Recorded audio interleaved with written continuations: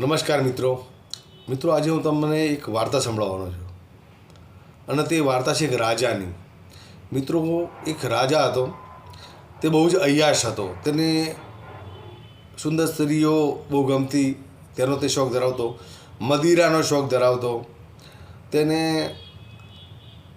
કોઈ પણ જાતની આવડત ન હતી, પોતાનામાં તે જાણ હતી.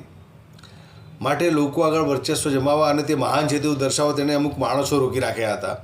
અને તે માણસો જે તે રાજાના રાજ્યમાં અલગ અલગ જગ્યાએ જઈને તે રાજાની ખોટા પરાક્રમોની વાતો કરતા લોકો આગળ.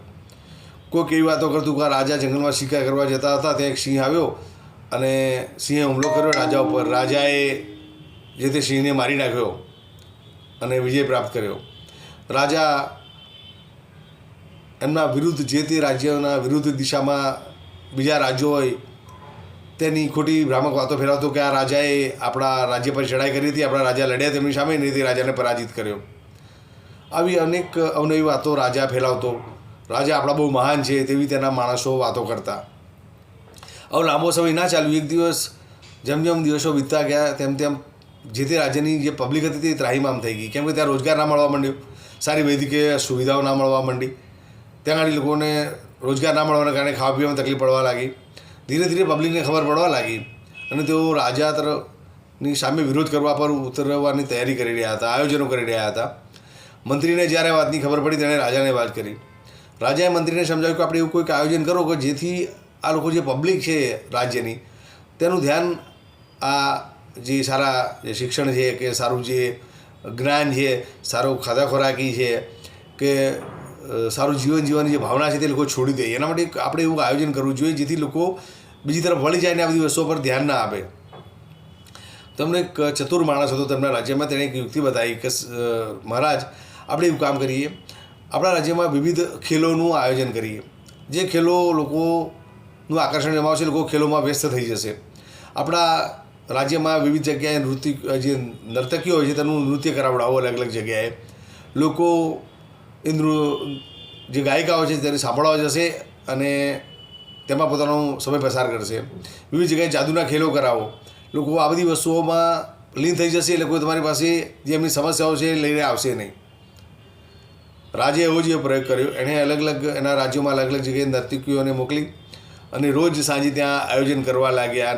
નર્તકીઓ જે નૃત્ય કરવા લાગી એની સાથે સાથે લોકો મદિરા પીવા લાગ્યા અને એમાં ખોવા જવા લાગ્યા. અમુક જગ્યાએ જાદુના ખેલો થવા લાગ્યા. લોકો પોતાનું દુઃખ ભૂલી જાય બધું જોઈને ખુશ થવા લાગ્યા. તો મિત્રો, એ રીતે પૂરું રાજ્ય ખોટી વસ્તુઓમાં વ્યસ્ત થઈ ગયું. બીજું અલગ અલગ જગ્યાએ અલગ અલગ સ્પર્ધાઓ કરવા લાગ્યા અંદર ગામોમાં, અંદર એકબીજા સાથે.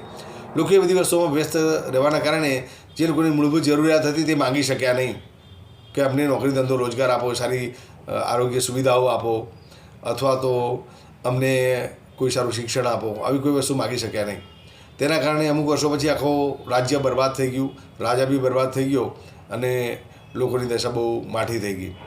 મિત્રો, અત્યારે હાલ પણ આપણા દેશમાં આ જ પરિસ્થિતિ ચાલી રહી છે. તમે જુઓ, ચારેય બાજુ અત્યારે બી આ ક્રિકેટનો દોર ચાલી રહ્યો છે. આ ક્રિકેટનો દોર કેમ ચલાવવામાં આવી રહ્યો છે? પહેલાંના સમયમાં આજથી 20-25 વર્ષ પહેલાં ભાગ્યે જ અમુક દેશોની સિરીઝ થતી હતી ક્રિકેટની. અમુક ટીમો ભારત આવતી રમવા, અમુક મહિનાઓ પછી ભારત અમુક દેશમાં રમવા જતા. આવી 2-3 સિરીઝ જ થતી હતી આખા વર્ષમાં.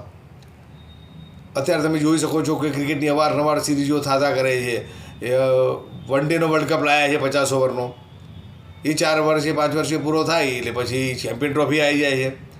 એ 4-5 વર્ષે પૂરી થાય એટલે પછી T20 2 વર્ષે આવી જાય છે. એ પૂરું થાય પછી IPL આવી જાય છે.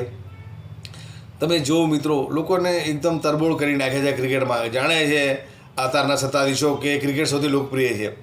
તે લોકોને તે તરફ દોરી રહ્યા છે અને આખું વર્ષ દરમિયાન ક્રિકેટ એટલું સતત રમાડવામાં આવે છે કે યુવાનો એ તરફ દોરાય છે અને વ્યસ્ત થઈ જાય છે અને પોતે ભણી શકતા નથી, સારો નોકરી ધંધો કરી શકતા નથી અને સરકાર પાસે કોઈક પોતાના માટે વ્યવસ્થાઓ પણ માગી શકતા નથી. એ પરિસ્થિતિ આ દેશમાં ચાલી રહી છે. આપણા રાજા અત્યારે એવું કરી રહ્યા છે.